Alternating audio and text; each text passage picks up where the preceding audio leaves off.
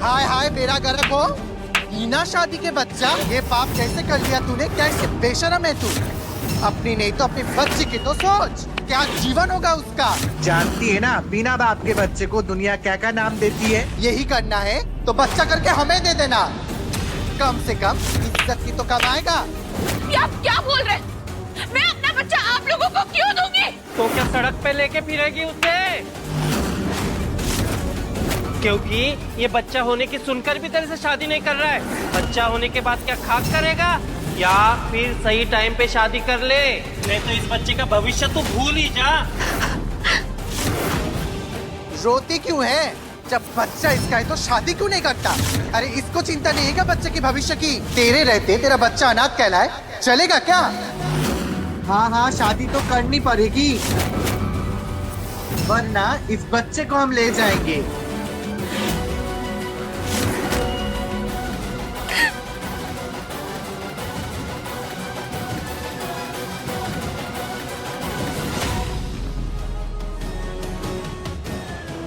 बस कीजिए आप लोग, अब चले जाइए यहाँ से। हाँ हाँ ठीक है, जा रहे चल चलो रे।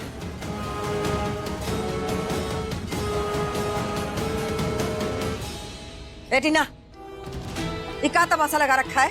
हैं?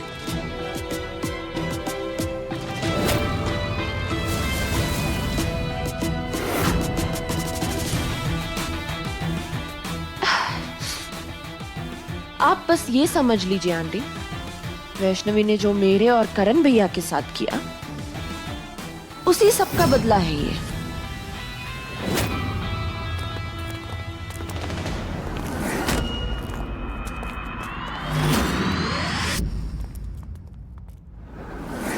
क्या गलत कह रहे थे वो लोग आंटी? जब इस घर में ही मेरी कोई इज्जत नहीं, तो बाहर कौन करेगा? आंटी आप ही बताइए, इस बच्चे को कौन अपनाएगा जब इसके अपने घर वाले इसे अपनाने के लिए इनकार करते हैं? चिनिया, वो लोग चले गए हैं, तुम घबराओ नहीं। हम तुम्हारी बात समझ रहे हैं बेटा। नहीं समझ रहे हो दादी, कुछ नहीं समझते हो आप दादी, कुछ भी नहीं। आपको क्या पता एक माँ पे क्या गुजरती है जब उसके बच्चे का बाप ही उसे अपनाने से इनकार करते हैं। आप सब लोग ना अपने परिवार का भला सोच रहे हो, इसलिए अब मैं भी अपने बच्चे के बारे में ही सोचूंगी। तुम कहना क्या चाहती हो टीना? यही कि तुम्हें मुझसे शादी करनी होगी।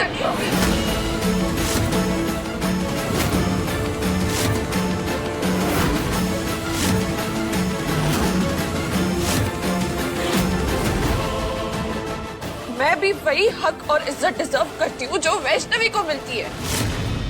वो तो कभी नहीं हो पाएगा, इम्पॉसिबल। टीनिया, ये कैसी बातें कर रही हो? तुम जानती हो वैष्णवी कार्तिक की बीवी है, तुम उससे ब्याह कैसे कर सकती हो? मैं कुछ नहीं जानती दादी, मैं कुछ भी नहीं जानती। मैं उस दिन का वेट नहीं कर सकती जिस दिन आप मेरे बच्चे को अपने पास रख मुझे घर से बाहर फेंक दे। हम ऐसा काहे करेंगे? एक माँ को उसके बच्चे से कैसे अलग कर सकते हैं? इतना बड़ा पाप हम नहीं कर सकते हैं। तो फिर चाहती क्या है आप? क्या चाहती है आप? कि मैं इस घर को वारिस तो दूं, पर उसके बाप के साथ मेरा कोई रिश्ता ना रहे,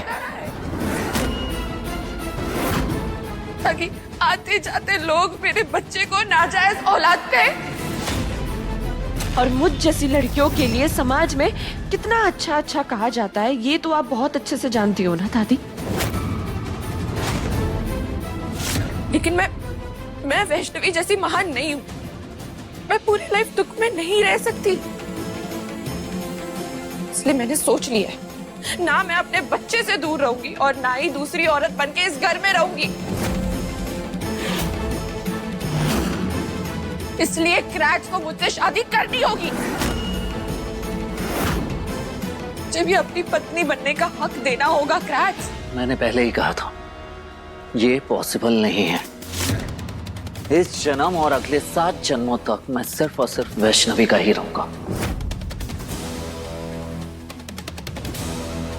किसी और औरत के बारे में मैं सोच भी नहीं सकता टीना।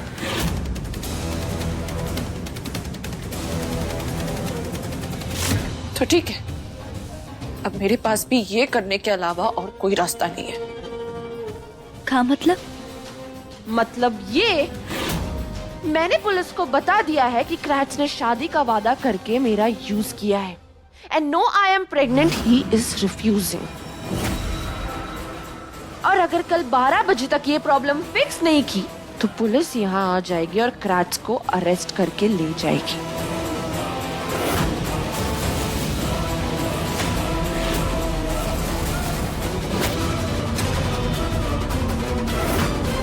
तो फिर ठीक है, अगर मैंने तुम्हारे साथ गलत किया है तो मुझे जेल भिजवा दो।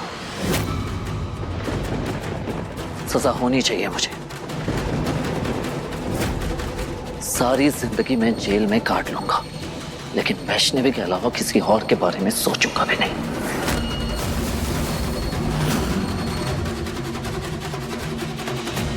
अगर तुम्हारी यही मर्जी है तो ठीक है, फिर अब कल यहाँ पुलिस आएगी। मैं किसी को भी अपनी या अपने बच्चे की लाइफ बर्बाद करने नहीं दूंगी, समझे?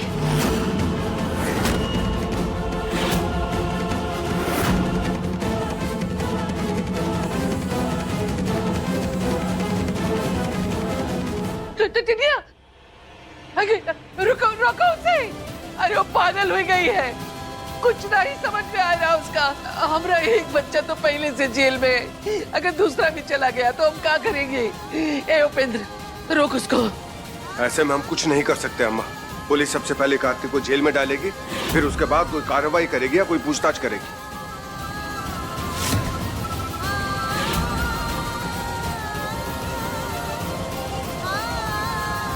चलो उपेंद्र, चलो।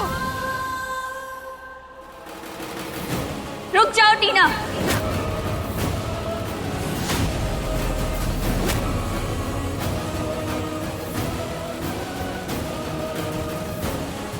तुम यही चाहती हो ना कि हम अपना सिंदूर, अपना मंगलसूत्र, अपना सुहाग तुम्हारे साथ बांट लें?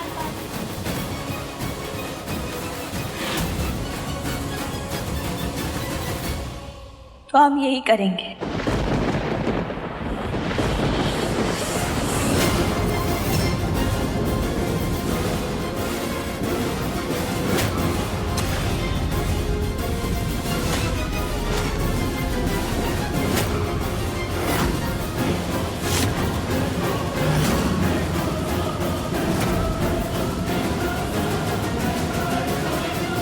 नहीं वैष्णवी, तुम्हें ऐसा करने की